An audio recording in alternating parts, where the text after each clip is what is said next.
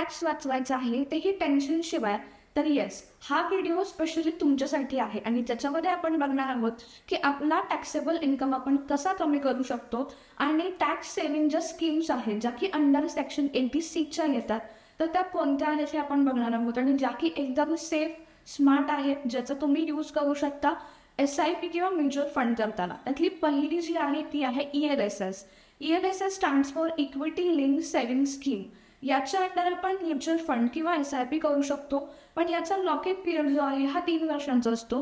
3 वर्षासाठी आपला mutual fund किंवा आपली SIP जी आहे ही लॉक इन पिरियडमध्ये राहते. पण याच्यासोबतच ELSSचा जो बेनिफिट आहे तो असा आहे की बाबा याच्यामध्ये तुम्हाला ग्रोथ पण मिळते आणि सोबत तुमचा जो टॅक्सेबल इन्कम आहे हा कमी सुद्धा होतो.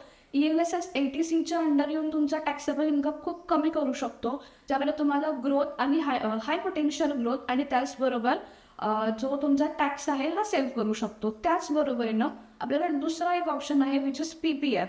PPF stands for public provident fund. आता गव्हर्नमेंटल सपोर्ट असल्यामुळे PPF हा जो टाईप आहे इन्व्हेस्टमेंटचा हा एकदम सेफ आणि सिक्युअर आहे. याचा जो लॉकिंग पिरियड आहे हा 15 इयर्सचा लॉकिंग पिरियड आहे. याच्यामध्ये आपल्याला 15 इयर्ससाठी आपले पैसे जे आहे हे सेफ आणि सिक्युअरमध्ये ठेवावे लागतात. रादर त्याच्यासोबत तुम्हाला ग्रोथ पण मिळते. पण ELSSच्या कम्पॅरिझनमध्ये PPFला थोडासा पर्सेंटेज जो आहे हा कमी असतो, पण PPF हा सगळ्यात सेफ आणि एकदम बेस्ट ऑप्शन आहे. ओके, तर थर्ड ऑप्शन आहे NPS. NPS stands for national pension system.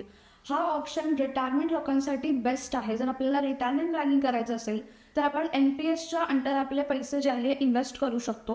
कारण की NPSच्या अंडर जर तुम्ही इन्व्हेस्टमेंट करत असाल तर त्याच्यामध्ये तुम्हाला 50,000चं एक्स्ट्रा टॅक्स बेनिफिटसुद्धा भेटू शकतो. म्हणजे ओव्हरऑल तुमची जी अमाऊंट आहे त्या अमाऊंटमधून 50,000 लेस होऊन त्याच्यावरती आपला जो टॅक्स आहे हा बसणार आहे.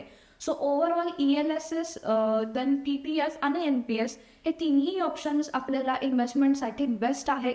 जर तुम्हाला तुमचा टॅक्स वाचवायचा असेल, कारण की अल्टिमेटली जर तुम्ही टॅक्स वाचवत असाल तर तिथे तुमचं प्रॉफिटसुद्धा वाढणार आहे. तर हे तिन्ही ऑप्शन्स नक्की ट्राय करा.